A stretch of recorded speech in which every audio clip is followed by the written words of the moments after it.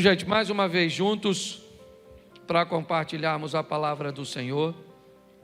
E de um tempo para cá, aos domingos, eu tenho ministrado uma série de mensagens, eu não sei, hoje eu vou até recapitular um pouco com vocês, que eu fiquei alguns dias ausente, mas o meu propósito tem sido falar sobre os ingredientes da vida, sobre aquelas coisas que, se colocadas na nossa vida da forma correta, no momento certo, nós podemos melhorar e amenizar muito a nossa passagem aqui na terra, que no que diz respeito à eternidade, dura muito pouco.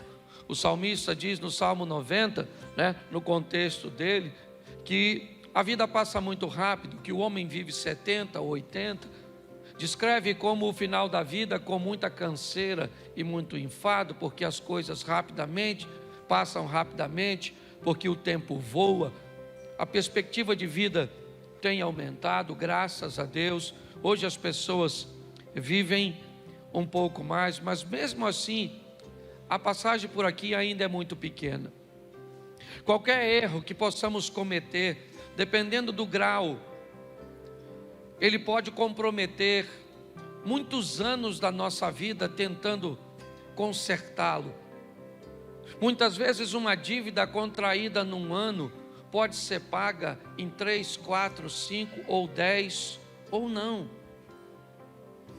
Muitas vezes, para que esse erro seja apagado, algo precisa ser feito, um tempo precisa passar para que seu nome seja removido de um órgão de proteção a um crédito.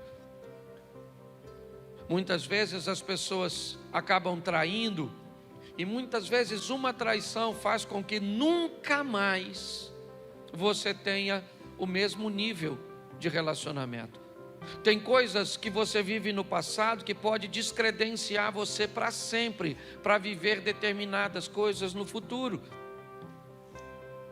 Por exemplo, quem aqui teve hepatite, levante a mão. Já teve hepatite? Levante a mão. A senhora, aqui também. Vocês podem fazer muita coisa por mim. Se eu caísse aqui agora, você poderia me ajudar a levantar. Se eu precisasse de um dinheiro, você poderia me emprestar. Mas se eu precisasse do seu sangue, você poderia me doar? Não, nunca mais. Mas você não tem hepatite, você já ficou curada, é verdade. Mas isso descredencia você. É muito importante nós entendermos que, por mais que venhamos a nos recuperar, tem determinadas coisas que podem nos descredenciar para sempre. Eu estou falando aqui usando uma patologia como exemplo, mas o que eu quero falar é de que muitas pessoas cometem erros gravíssimos e depois precisam levar muito tempo, deixam de viver para sobreviver. Então, se nós diminuirmos esses erros, se nós nos tornarmos mais assertivos, se nós nos tornarmos mais sensíveis à voz e às instruções de Deus, essa margem vai diminuir. Jesus, disse: eu vim para que tenham vida e a tenham em abundância. Mas a mesma Bíblia que diz isso também diz que no mundo nós teríamos aflições. O que eu procuro mostrar para a igreja é que as aflições são inevitáveis, porém pontuais. Segundo a Bíblia, eu vivo uma vida abundante com dificuldades pontuais, e não uma vida pontual com dificuldades abundantes. É isso que muitas pessoas têm vivido: espasmos de felicidade, espasmos de conquistas.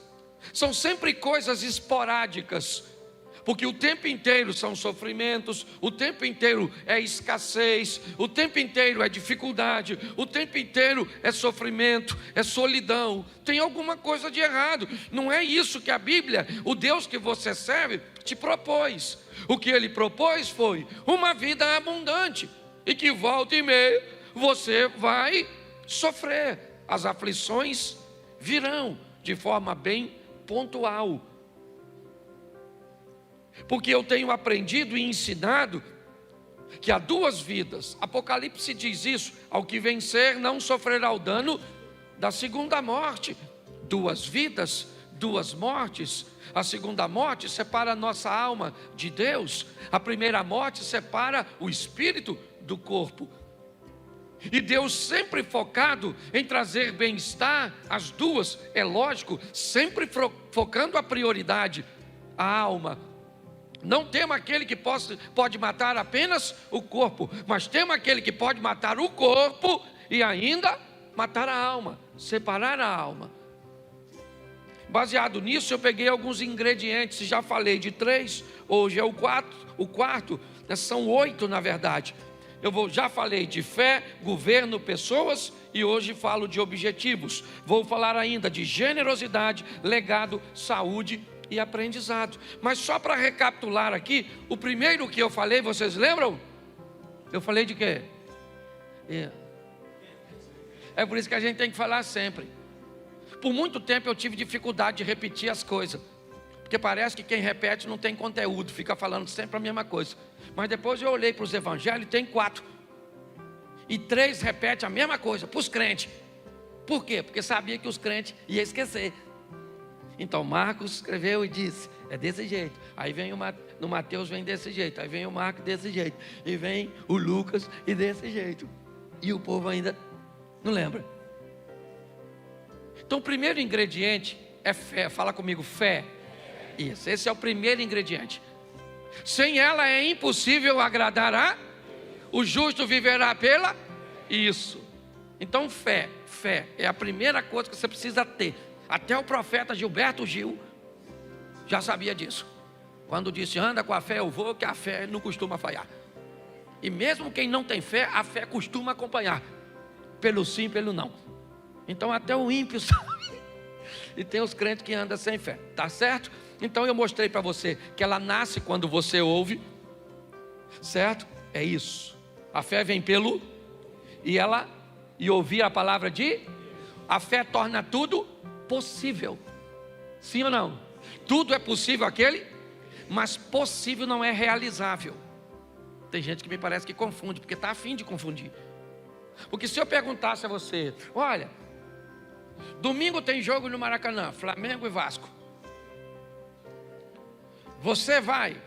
Você me responde assim, possivelmente. Você vai ou não? Fala para mim, se você me disser possivelmente, você vai ou não? Nossa. Se eu perguntasse para você assim, ó, vou fazer uma festinha lá na minha casa, deixa eu se tirar do Maracanã, porque Maracanã é pecado. Então a igreja se constrange, e provavelmente tem botafoguense e tricolores que não iriam mesmo, então nem se manifestou, tá certo? Mas vamos tentar de novo, fazer igual Jesus com a mulher samaritana. Falou de água, não dá certo, ele fala de marido. Vamos tentar aqui. Eu vou fazer uma festinha lá em casa na quarta-feira e eu digo para você, você vai? Você diz para mim assim, pastor, não vou dar garantia não, mas possivelmente eu vou. Você vai ou não? Vai ou não? Você não me falou. Você não falou nem que sim, nem que não. Então quando a Bíblia diz que a fé torna tudo possível, ela não está dizendo que Deus vai fazer e que não vai fazer. Ela só diz que quando você chega perto dele, o impossível se torna, mas não significa que ele vai fazer. Tem gente que vem para a igreja, um está morrendo de câncer, aí você vem, aí fala, meu Deus, ela não pode morrer, minha mãe, não pode morrer, ou é minha fé, eu tenho fé, chamou os irmãos, tudo. Até os cajaceiros vêm para a campanha, e vão embora, une a fé de todo mundo, aí a mãe morre. O que faltou? Não! Porque a fé não dá garantia que vai acontecer. A fé traz a possibilidade, está assim de gente frustrado, porque está achando que Deus prometeu coisas que Ele não prometeu. Ele só disse, se você chega perto de mim com fé, tudo é mas se não acontecer, você ainda continua tendo fé, pronto. Por isso que tem uns povos que vai embora. Nossa, Deus falou que ia fazer, não tem palavra. Você que não entendeu direito. Então eu acho que vale até pregar de novo. Eu acho que eu vou pregar de fé. De novo. Então ela torna tudo possível. Ela tem tamanho? A fé? Seja feita segundo a medida da sua. Se você tiver do tamanho, a fé do tamanho de um grão, então fé tem tamanho. Por isso que a Bíblia diz de fé em fé, de glória em glória. Só diz que mesmo que ela seja pequenininha, certo? Ou seja, você já pegou um grão de mostarda? Já pegou, não? Eu não tenho nem como é que eu vou comparar aqui. Sei lá, não, qualquer coisa. Não, alpiste é 10 vezes maior. Um alpiste é bem pequenininho. É só para você saber o tamanho da sua fé. Sabe esse pequenininho? A nossa não chega nem nesse pequenininho. Depois eu vou trazer aqui, vou botar na sua mão. Você vê a sua fé. Então ela vai crescendo, de fé em fé, de glória em. E de que tipo deve ser a sua fé? Ela tem tipo, claro. Me mostre a sua fé com as suas obras. E tenha uma fé realizadora. Fala, realizadora. Vou fazer com o professor agora. O primeiro é isso, só para você não esquecer mais. Porque eu perguntei, você não lembrava? Primeiro é isso. Tudo é possível, sim ou não? E ela nasce como? Ouvindo. A fé vem pelo e ouvir a palavra de isso aí. Não é o WhatsApp, é a palavra de Deus. Você, pastor, então o senhor está dizendo que eu não posso ouvir? Pode ouvir o que você quiser. Só ouça a palavra de Deus antes de ouvir qualquer outra coisa. E no final do dia também ouça ela para fechar a tampa. Começa escutando, termina escutando. Ela cresce, ela torna tudo possível. E ela tem que ser uma fé realizável, tá certo? Então vamos lá. Segunda mensagem que eu preguei sobre essa série, eu falei de governo. Porque o que tem de gente desgovernada, não governa o que come, não governa o que bebe, não governa o que fala, não governa o que compra. Tem que ir para uma clínica para ajudar você a ter governo. Pastor, eu vejo doce, eu fico doido. Pastor, eu vejo uma fofoca. Eu nem gosto de fofoca, eu gosto de leão marinho. Não é verdade, mãe? Vamos embora. Pare e pense, governo, está lá, a Bíblia diz, Deus criou 2 astros, um para governar e o outro para governar o primeiro para governar o dia é e o segundo para governar a noite é O que a Bíblia está dizendo é que se você quer ter uma vida equilibrada, aprenda a ter governo, quer de dia, quer de noite. Quer em momentos fáceis ou momentos difíceis, nunca perca o governo, nunca perca o controle, nunca entregue o controle de sua vida para um provocador, nunca entregue um controle de sua vida para outra pessoa. Quem controla a sua vida é Deus, tá bom, isso no âmbito, mas você tem que deter o controle. Um dia, um governador da Judéia, Herodes, entrega o governo da Judéia no momento diurno, no momento agradável, na festa de seu aniversário. Já falei isso aqui, estou repetindo, você deve lembrar. Para quem? Para uma menina, Salomé, uma dançarina. O governo inteiro, Herodes era chamado de rei dos judeus. O governador da Judéia, ele pega o governo da Judéia, entrega na mão de uma dançarina e diz para ela, porque ele tinha bebido, estava alegre, estava feliz, o momento é bom, porque tem gente que perde o governo quando emagrece, quando faz uma plástica, quando ganha um dinheiro.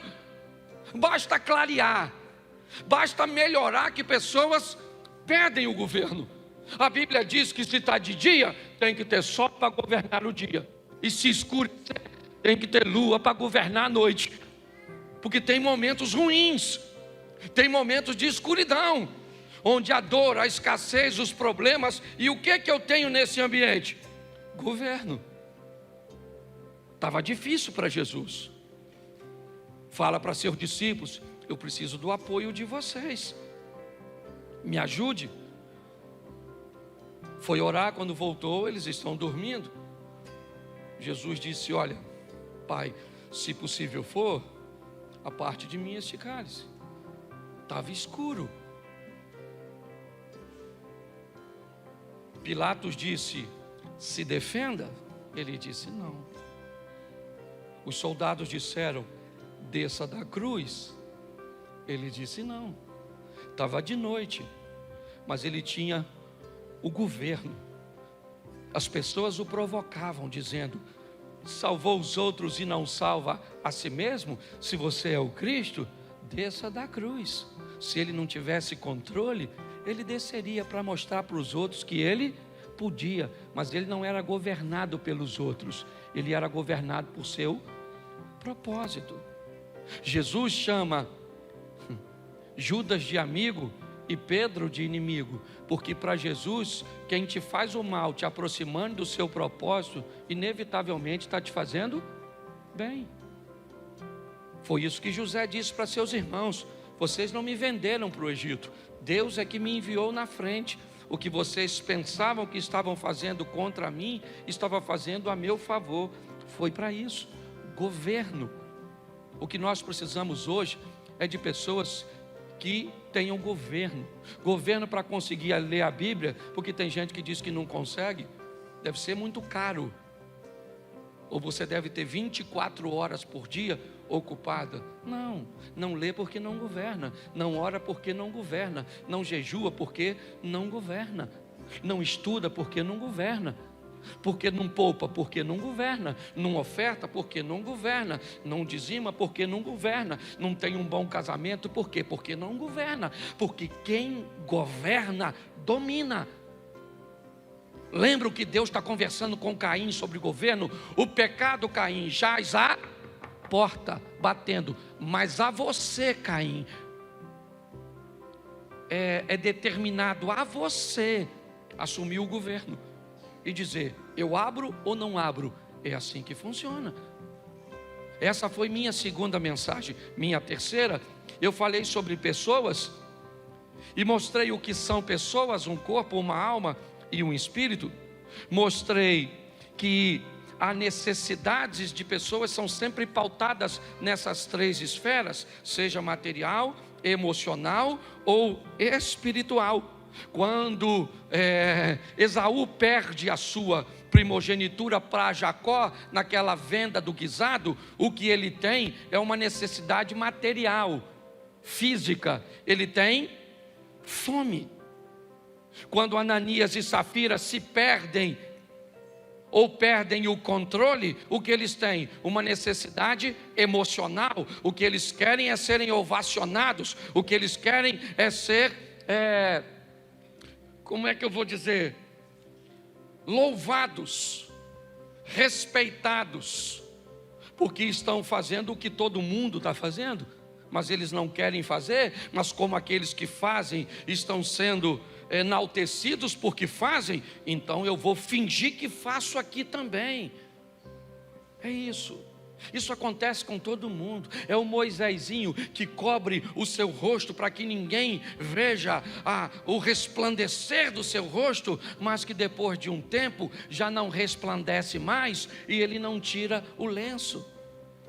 Mas não tem mais o resplandecer no rosto, mas eu gostaria que todo mundo pensasse que ainda tem aparência. Ela não é algo novo. Pessoas, nós temos a mulher cirofenícia que procura Jesus não com uma necessidade física ou material, nem emocional, mas ela disse a Jesus: lá na minha casa tem uma menina que é minha filha e ela tem um demônio. Porque necessidades de pessoas, elas atuam nas três esferas: material, emocional e espiritual. O que nos aproxima de pessoas são afinidades, necessidades, certo? Sentimentos ou parentescos. Eu mostrei tudo isso, só estou recapitulando, porque hoje eu quero falar, e é nisso que eu quero gastar 20 minutos com vocês, para falar de objetivos. É minha quarta mensagem. Eu preciso que você entenda isso, porque muitas pessoas têm ouvido falar de sonhos. Sonhe, sonhe, sonhe. Você tem que sonhar, você tem que sonhar. Isso, quem não sonha, né, já morreu. Então sonhe. Mas quando é que seu sonho vai virar um objetivo? Em algum momento, esse seu sonho, ele tem que se tornar um objetivo.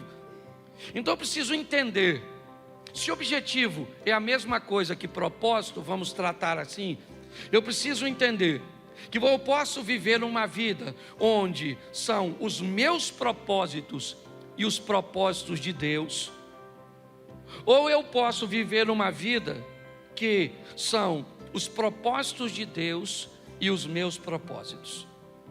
Eu tenho um relacionamento não tão próximo, mas nós temos um tipo de amizade até bem legal entre eu e pastor Josué Gonçalves. Ele é reconhecido no Brasil como um pastor de família, e eu também tenho reconhecimento na mesma linha. E uma vez conversando com o pastor Josué, eu perguntei a ele sobre seu ministério, e ele me disse: Cláudio, para falar a verdade, eu olhei que não se falava basicamente só de família no Brasil. Então eu resolvi falar de família e pedi a Deus que abençoasse meu ministério. E eu falei: cara, o meu é totalmente o contrário. Eu nunca pedi a Deus para falar de família. Deus me colocou falando de família e isso virou meu propósito. Para o Josué, ele pegou o propósito dele e pediu Deus para abençoar, e aconteceu. No meu, Deus me deu um propósito e eu tomei como meu. Então eu preciso que você entenda que há esses dois modelos, e que muitas vezes você vai se ver dentro de um propósito que foi Deus que te levou, e você vai viver bem nele, como aconteceu comigo. Em outras ocasiões, você pode pegar um propósito que é seu e levar para Deus, e Deus pode aprovar e fazer com que isso aconteça. Mas eu aprendi que sonhos são aquelas coisas que eu quero. Isso. Eu quero me formar, eu quero me casar, eu quero ter uma casa, eu quero ter isso, eu quero fazer aquilo. Nossa, isso é extremamente legal. Mas objetivos são aquelas coisas que eu vou fazer acontecer. Sonho não se realiza, a não ser que ele se torne objetivo. Ou você faz de seu sonho virar um objetivo, ou inevitavelmente você vai morrer querendo alcançar alguma coisa que nunca alcançou. Então eu vou mostrar para vocês aqui rapidinho quando um sonho se torna um objetivo. A postura do sonhador muda. Ele começa a agir de outra forma. Ele quer comprar algo. Enquanto ele quer comprar algo como sonhador, ele não compra. Não. A postura de sonhador é diferente. Aqueles que têm objetivo e propósito é que alcançam. Você vai chegar na casa de alguém que quer comprar, mas só tem sonho. A geladeira está cheia. Ele sai para comer fora. Ele usa roupa de grife e compra talvez todo mês. Quando você chega na casa de alguém que tem objetivo, provavelmente vai ter água na geladeira. Vai comer ovo. Não vai sair para comer fora. O sapato vai ter que durar 1 ano. Só tem 2, o marrom e o preto. Porque o objetivo ele traz responsabilidades. E preste atenção, porque eu vou mostrar isso com texto bíblico, senão vira autoajuda. 1 Samuel, capítulo 1, verso 2. Está aí o primeiro texto de uma mulher que sonhava e que durante seu sonho nada aconteceu. Ele tinha 2 mulheres, e uma se chamava Ana e a outra Penina. Penina tinha filhos, Ana, porém, não tinha. Bom, Penina e Ana, o duelo de 2 mulheres. Quem são essas mulheres? Quão diferentes elas são? Não é muito meu hábito, mas eu resolvi pegar o significado do nome de Ana e o significado do nome de Penina, para ver se tem alguma maldição em uma bênção na outra, o que é que difere uma mulher da outra. Então vamos lá. Ana, a primeira esposa de Eucana, tem seu nome como graciosa, ou cheia de graça. Essa é a Ana. A segunda esposa é Penina, e o significado do nome de Penina é pedra preciosa, ou pérola? O que você acha, ou quem você gostaria de ser? Graciosa ou cheia de graça, ou pedra preciosa ou pérola? Tanto faz. Todas duas são coisas muito boas, sim ou não? Qual é o grande problema dessas duas mulheres? É que elas não vivem a plenitude. Uma tem uma coisa que a outra não tem, e a outra tem uma coisa que uma tem, e uma quer o que a outra tem. Esses dias eu vi uma mulher falando comigo, não vou usar o nome da família, porque ela é muito conhecida, e essa mulher olhou para uma mulher bonita, realmente rica, bem sucedida, uma das palestrantes talvez mais procurada no Brasil, e não é nem no ambiente gospel, é no ambiente secular, treinando pessoas. E aí a mulher estava do meu lado e ela me disse assim: Cláudio, eu acho injusto, porque olha só, essa mulher bonita, e essa que estava falando não era nem feia não. Eu falei: é bonita. Cláudio, ela tem muito dinheiro. Eu falei: tem. E essa que estava falando também não é pobre não. E olha, Cláudio, como é que ela tem essa desenvoltura para falar? Aí essa daqui não tem não.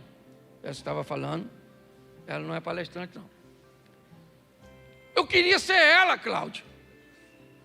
Aí eu olhei para ela e disse assim: nossa, eu nunca imaginei que você gostaria de ser uma mulher que perdeu um filho tão jovem.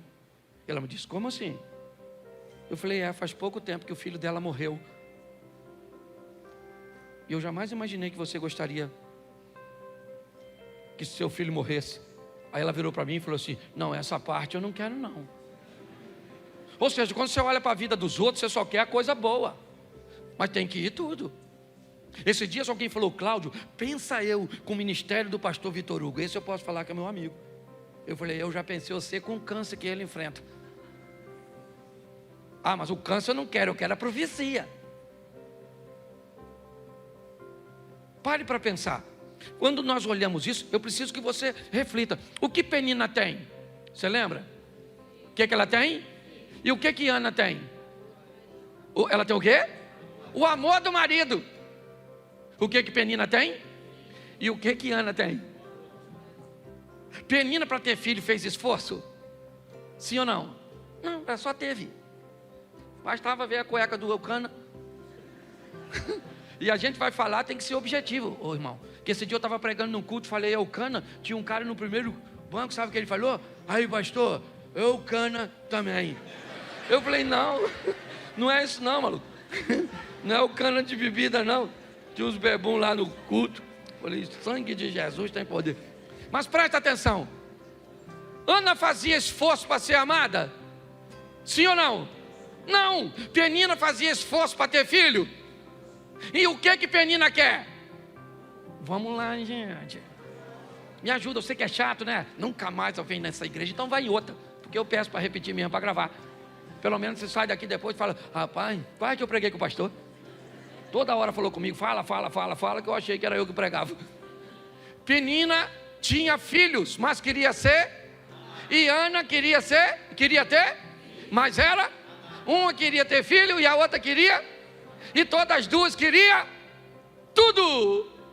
E tudo não vai rolar. Você tem que aprender isso.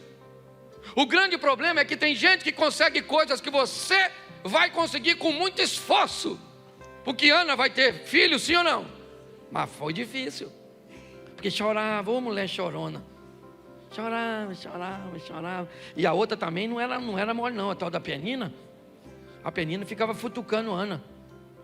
Sabe? Então coloca aí para você ver.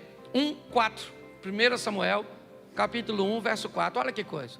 No dia em que Eucana oferecia sacrifício, dava porções à sua mulher Penina e a todos os filhos e filhas. Olha que coisa, velho.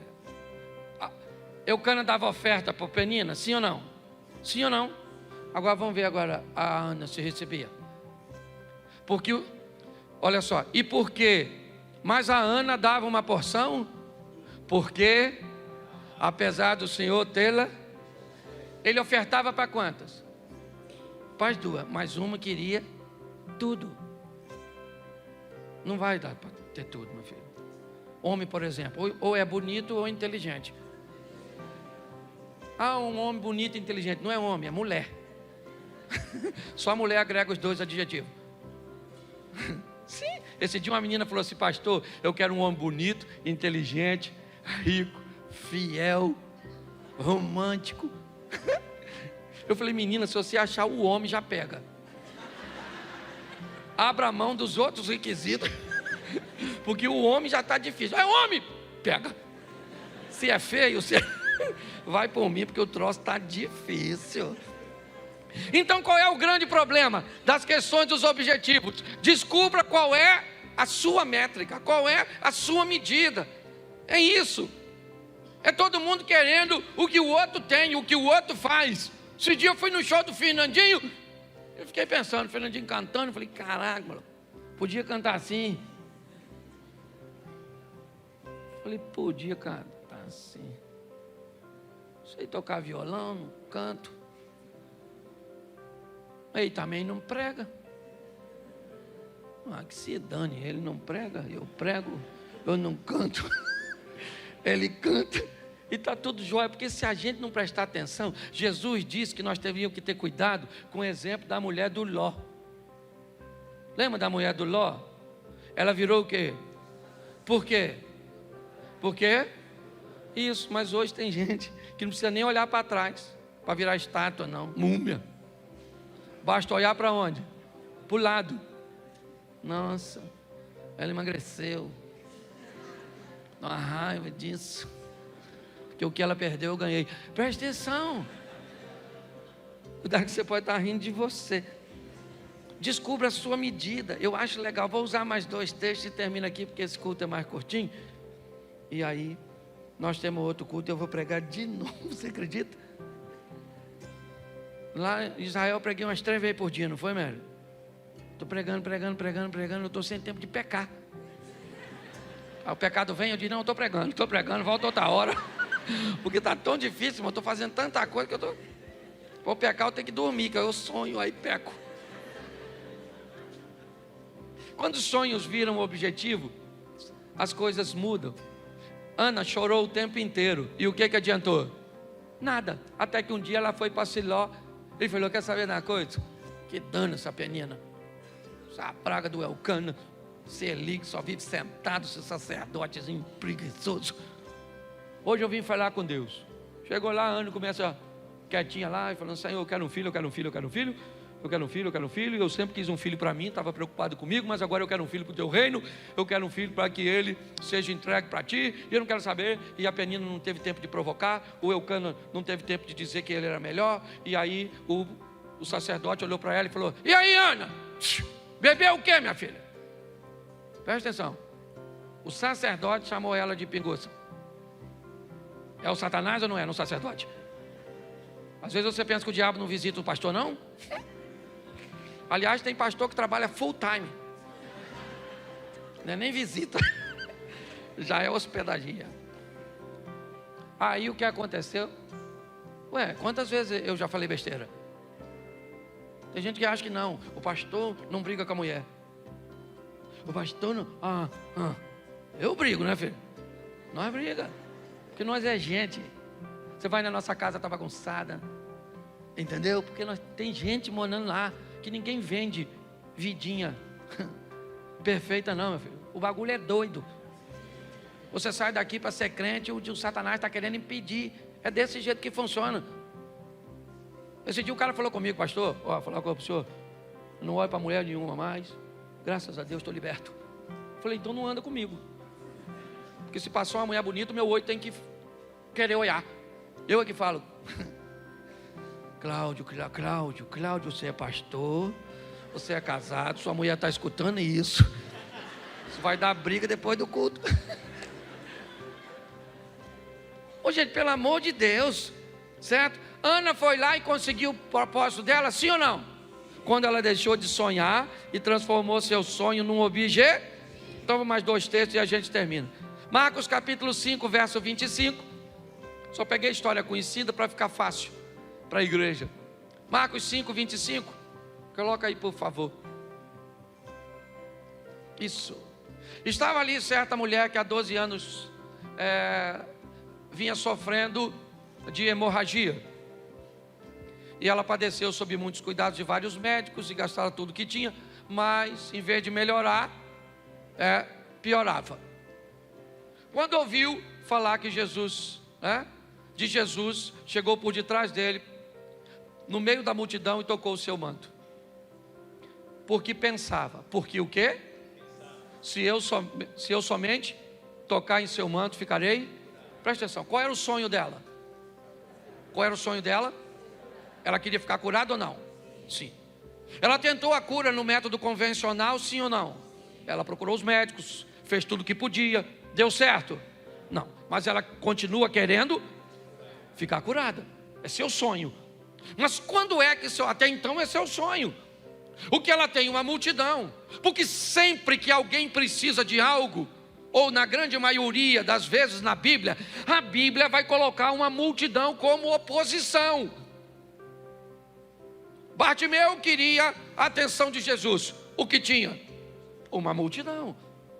Vamos lá, estão conduzindo um paralítico a Cafarnaum, a casa de Jesus. O que tem na casa de Jesus? Uma multidão. Sempre haverá uma oposição, algo que vai se opor. É assim que funciona. Eu vou usar um exemplo aqui, porque depois eu vou corrigir, e a turma que caminha comigo sabe que eu não sou o cara do confronto, mas eu fiquei tão, constrangido no nosso jantar de casais. Durante um jantar de casais, alguém colocou uma bolsa para sentar. A esposa. Quando o povo foi sentar, alguém foi e retirou a bolsa e sentou no lugar. Sabe o que aconteceu? Acabou com o jantar daquele casal. Eles se aborreceram de um tal nível que ela pegou a bolsa e foi embora. Quando nós tentamos intervir, não dava mais tempo. Pastor, o que é isso? Isso é a oposição. Ela vai estar nos jantares, nos almoços, elas vão estar no trânsito, ela vai estar no vizinho, ela vai estar, é a multidão, é aquilo que busca separar você do Cristo. O que nós estamos vendo é uma mulher que olhou o que tem uma oposição, o que ela disse: eu vou tocar nele, esse é meu sonho, e meu sonho se transformou num objetivo, e por ser um objetivo eu não quero saber a quantidade de pessoas que tem, eu não quero a atenção dele, eu não quero parar, interromper sua comitiva, eu não quero nada, eu quero apenas alcançar o meu propósito, e eu coloquei na minha mente que se eu tocar nele, eu vou ficar curada, o que eu tenho fé, e eu vou lá e toco nele. É isso que está acontecendo aqui. Quando ela faz isso, ela fica curada, porque ela fez, não simplesmente quis. Deixa eu terminar com o último texto, também muito conhecido. Lucas capítulo 15, é o setor de achados e perdidos. Capítulo 15 de Lucas. Ovelha perdida, dracma perdida, filho perdido, está tudo perdido. Verso 17, perdão. 15, verso 17. Caindo em si, disse: quantos empregados de meu pai têm comida de sobra e eu aqui morrendo de fome? Eu me porei a caminho e voltarei para meu pai e direi: pai, pequei contra o céu e contra ti. Verso 19. Não sou mais digno de ser chamado teu filho, trata-me como um dos teus. Presta atenção aí, não bota o 20 não. Deixa eu dizer até o 19. Presta atenção, porque os 3 textos que eu li, ele fala de sonho. É isso que ele fala. Ele está no momento difícil e ele diz: eu aqui pereço de fome, na casa de meu pai até os criados têm pão com fartura. Levantar-me-ei, irei ter com meu pai, vou dizer para ele. Presta atenção, tudo que está sendo dito como uma proposta de futuro. Levantar-me-ei, irei ter com meu pai, e lhe direi: pequei contra o céu e diante de ti, já não sou digno de ser chamado teu filho, me trata como um de teus empregados. Mas tudo isso é futuro. Nada disso trouxe o perdão para o filho pródigo. Não, porque ele está dizendo: eu vou levantar, eu vou dizer, eu vou fazer, eu vou ir. Beleza, tudo isso que é sonho. Eu vou emagrecer, eu vou comprar, eu vou estudar, eu vou orar, é sempre levantar-me-ei, farei, é amanhã, é semana que vem, é isso aí. Quanto mais tempo você faz isso com o seu sonho, mais tempo leva para ele realizar. Mas quando chega ao verso 20, a seguir o sonho virou objetivo. Levantou-se e foi. Levantar-me-ei e irei. Nada aconteceu. Levantou e foi. Pronto. Ali o sonho virou objetivo. E agora, estando ao longe, o pai o viu, porque ele foi.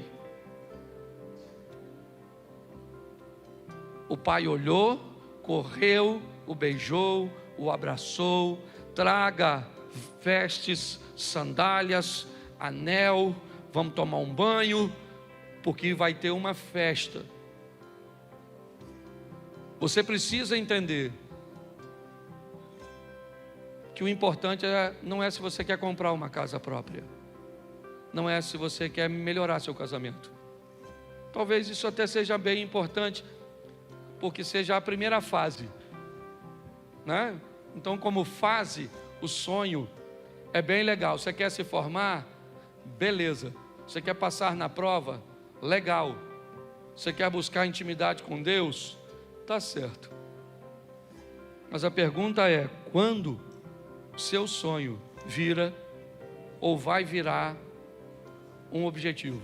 É nesse momento que as coisas acontecem. Volta para o verso, não está aí, ó. A seguir, levantou-se e foi. No verso anterior, levantar-me-ei e irei. Até então ele não disse nada. Levantar-me-ei, ele está com fome. Irei, ele está com fome. Ele está sozinho. Mas agora, quando ele chega, quando ele se levanta e vai, eu acho que nós temos que mudar aí o tempo do verbo, sabe? Disso que traz ação, que traz movimento.